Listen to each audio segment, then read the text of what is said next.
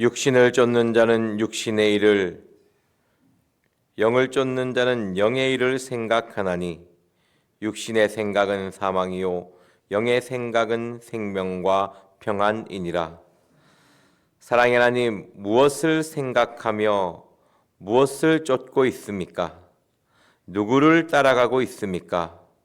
그 결과에 따라 나의 삶이 생명과 평안한 삶을 살아가는지 아니면 사망의 삶을 살아가는지로 나뉘어진다고 하였사오니 우리가 삶 가운데 말씀만을 생각하게 하여 주시옵시고 말씀만을 따라가게 하여 주시옵시고 말씀에 순종하는 삶 가운데 우리의 삶이 생명이 가득하고 활력이 가득하고 평안이 가득한 삶을 살 수 있도록 은혜를 더하여 주시옵소서.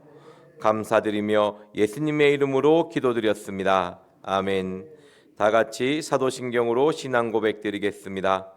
전능하사 천지를 만드신 하나님 아버지를 내가 믿사오며 그 외아들 우리 주 예수 그리스도를 믿사오니 이는 성령으로 잉태하사 동정녀 마리아에게 나시고 본디오 빌라도에게 고난을 받으사 십자가에 못 박혀 죽으시고 장사한 지 사흘 만에 죽은 자 가운데서 다시 살아나시며 하늘에 오르사 전능하신 하나님 우편에 앉아 계시다가 저리로서 산자와 죽은 자를 심판하러 오시리라.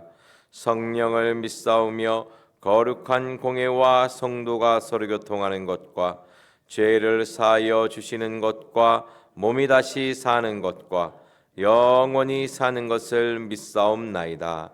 아멘. 오늘 우리에게 주시는 하나님의 말씀은 잠언 11장 16절 17절 말씀입니다. 잠언 11장 16절 17절 말씀입니다. 구약성경 922페이지입니다.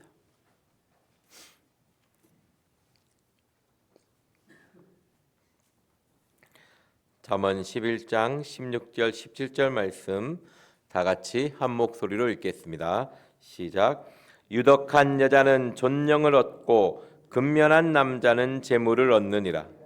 인자한 자는 자기의 영혼을 이롭게 하고 잔인한 자는 자기의 몸을 해롭게 하느니라.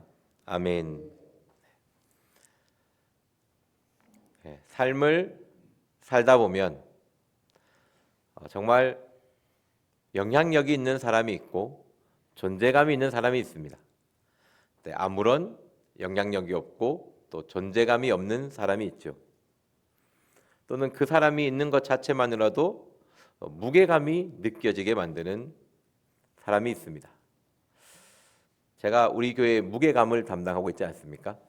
근데 영향력은 그렇게 발휘하지 못하는데 좀 무게감만은 또 제가 또 자부하고 있습니다.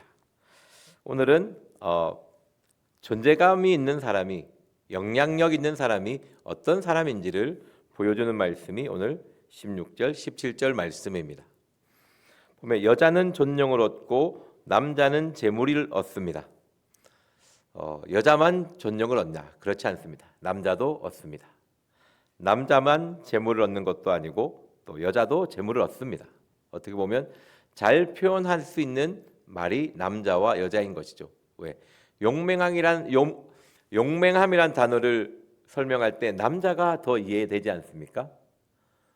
여자보다는. 또 섬세함, 아름다움을 표현할 때 남자보다는 여자가 더 잘 표현됩니다. 그렇기 때문에 유덕한 여자는 존령을 얻고, 여기서 유덕한 여자는 은혜 받은 사람 또는 아름다운 사람, 사랑스러운 사람을 유덕한 사람이라고 합니다. 하나님의 은혜가 나타나는 사람, 우리의 삶 가운데 하나님의 은혜가 함께하여서 그 은혜가 흘러나오는 사람이 유덕한 사람입니다. 그렇기 때문에 존령, 존귀와 영광인데요. 보면 그 영광, 이 존령이라는 단어에 무게감이라는 단어가 포함되어 있습니다. 존재감, 영향력이죠. 우리가 하나님의 은혜 가운데 삶을 살아가는 사람은 그 삶 가운데 반드시 하나님의 사람으로서 영향력을 나타낸다는 것입니다. 신앙생활을 하는 사람은요, 그리스도인은 나의 삶의 자리에서 그리스도인이 어떤 사람인지를, 하나님을 믿는 신앙인이 어떤 사람인지를 보여줄 수 있는 사람이 되어야 된다는 것이죠. 우리의 가정에서 신앙인이 어떤 사람인지, 하나님을 믿는 사람이 어떤 사람인지 자녀나 가족들에게 보여줄 수 있는 사람이 되어야 합니다. 가장 큰 충격적인 단어가 아빠를 보니까 교회를 안 나가겠다 이런 말 나오면 이제 끝난 겁니다. 그거는 이제 십자가 앞에 붙잡고 울고 회개하며 철저하게 울어야 됩니다. 내가 엄마 아빠하고 사이 보니까 예수 안 믿을란다 이런 말 나오면요 울고 부르짖어야 돼요. 이거는 진짜 제가 그런 사람이 안 되도록 노력을 많이 해야 됩니다. 그리고 근면한 남자는 재물을 얻습니다. 여기서 근면은 단순한 성실이 아니고 강한 굳센 의지가 있는 사람입니다. 어떻게 보면 하나님만을 끝까지 붙잡는 사람, 신앙을 끝까지 포기하지 않고 끝까지 하나님과 함께하는 사람이 근면한 사람입니다. 그런 사람이 재물을 얻는 것이죠. 영혼이 잘 될 때 범사가 잘 되는 것처럼 끝까지 하나님과 함께하는 사람에게 재물을 얻습니다. 근데 또 제가 밤에 묵상을 하다가 존영과 재물 좀 이 밸런스가 존영 쪽으로 많이 이렇게 올라가지 않습니까? 왜 하나님은 재물이라는 단어, 어떻게 보면 우리가 신앙을 얘기할 때 돈을 좀 하찮게 여기기도 하고 좀 이렇게 좀 멀리해야 될 것이라고 이야기하지만 잠언에서의 재물은 특히 잠언이 이야기하는 것은 신앙과 삶을 분리하지 않습니다. 신앙과 세상을 이렇게 나누지 않아요. 신앙인은 세상에서도 신앙인이고 교회에서도 신앙인인 것이죠. 교회의 삶에 따로 있고 세상에서의 삶이 따로 있는 것은 신앙인이 아닙니다. 그렇기 때문에 너가 하나님을 믿고 의지하면 하나님이 너를 세상에서 잘되게 해준다는 것이 담겨져 있는 것이 잠언의 특징입니다. 그렇기 때문에 너가 하나님을 끝까지 붙잡고 함께하면 결국은 너에게 형통한 복을, 또 재물, 또 단순한 돈뿐만 아니라 지위가 올라가기도 하고 삶에서 더 큰 영향력을 나타낼 수 있는 사람으로 하나님이 바꾸어 주신다는 것입니다. 이것을 설명하려면 우리 고린도후서 2장 15절 말씀 보도록 하겠습니다. 어떻게 설명할까 했을 때 고린도후서 2장 15절을 보면 좀 이해가 더 잘 될 것 같습니다. 신약성경 288페이지입니다.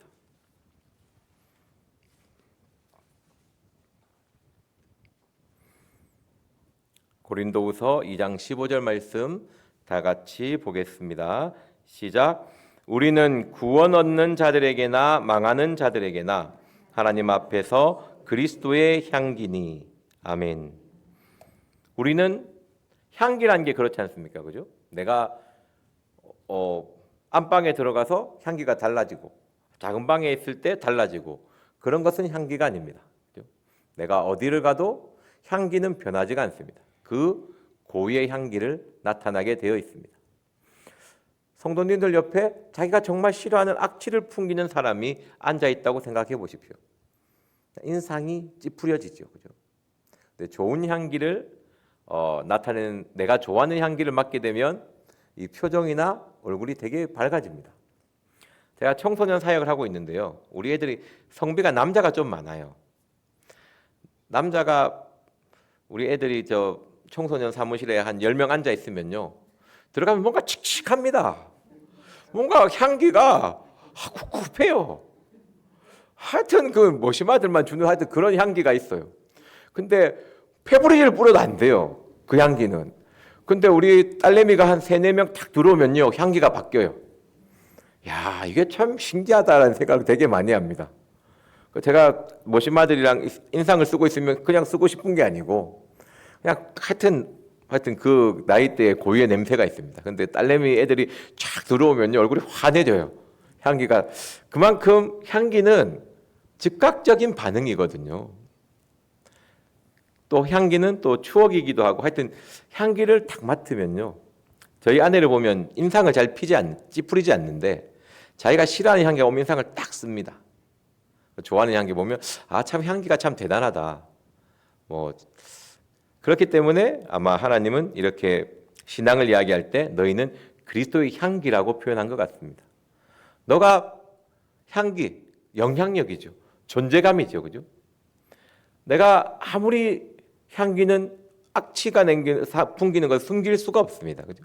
내가 잠시 이중적인 모습으로 가릴지는 모르지만 결국은 그 향기는 드러나게 되어 있습니다.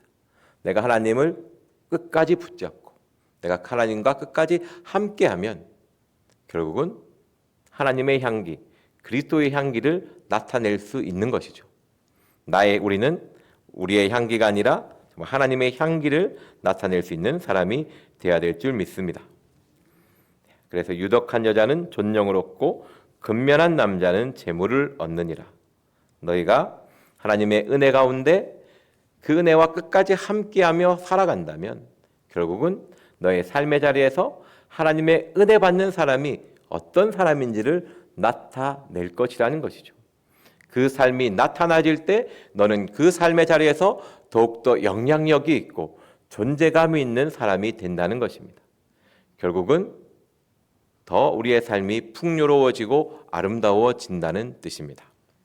17절 말씀 같이 보도록 하겠습니다. 시작. 인자한 자는 자기의 영혼을 이롭게 하고 잔인한 자는 자기의 몸을 해롭게 하느니라. 아멘. 여기서 인자한 사람은요, 끝까지 하나님의 사랑 가운데 있는 사람입니다. 하나님의 말씀을 순종하며 따라가는 사람인 것이죠. 그 사람만이 자기의 영혼을 이롭게 합니다. 우리 시편 시간 관계라 제가 읽어드리겠습니다. 시편 19편 7절에 여호와의 율법은 완전하여 영혼을 소성케 하고 여호와의 증거는 확실하여 우둔한 자로 지혜롭게 합니다. 우리의 영혼을 이롭게 하는 것은 하나님의 말씀인 것이죠. 그 말씀을 듣는 것으로 그치는 것이 아니고 그 말씀을 듣고 행할 때에 우리의 영혼이 살아나는 것입니다. 우리의 영혼이 더 잘 되는 것입니다. 하나님의 말씀과 함께할 때 우리는 점점점 이롭게 되는, 하나님과 점점점 가까워질 수 있는 사람이 되는 것이죠. 반대로 잔인한 사람은 누구입니까? 하나님의 말씀과 끊어진 사람, 무감각한 사람, 감각이 없는 사람이 잔인한 사람입니다. 나의 삶의 자리에서 하나님의 말씀과 함께하지 않고 하나님의 말씀을 나타내지 못하는 사람이 잔인한 사람인 것이죠. 우리 창세기 39장 2절 말씀으로 가겠습니다.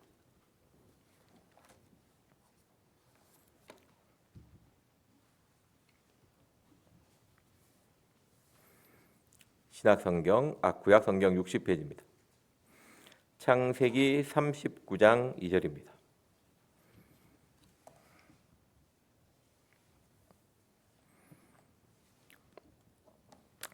다 같이 한 목소리로 읽겠습니다. 시작. 여호와께서 요셉과 함께 하심으로 그가 형통한 자가 되어 그 주인 애굽 사람 집에 있으니. 아멘. 오늘 말씀을 가장 잘 표현할 수 있는 인물인 것 같습니다. 요셉을 되게 많이 사용하는데요, 어쩔 수가 없습니다. 참 잘 표현할 수 있는 사람이 요셉이 되게 많이 표현할 수 있습니다. 요셉이 한번 생각을 해보십시오. 어디에 있든지 하나님의 은혜와 함께 하려고 했습니다. 오늘 말씀처럼 여호와께서 요셉과 함께 하심으로 그에게 은혜를 더하여 줍니다. 은총을 더하여 주는 것이죠. 그가 종으로 팔릴 때도 하나님의 은혜와 함께 했습니다. 그리고 감옥에 가서도 하나님의 은혜와 함께 했죠.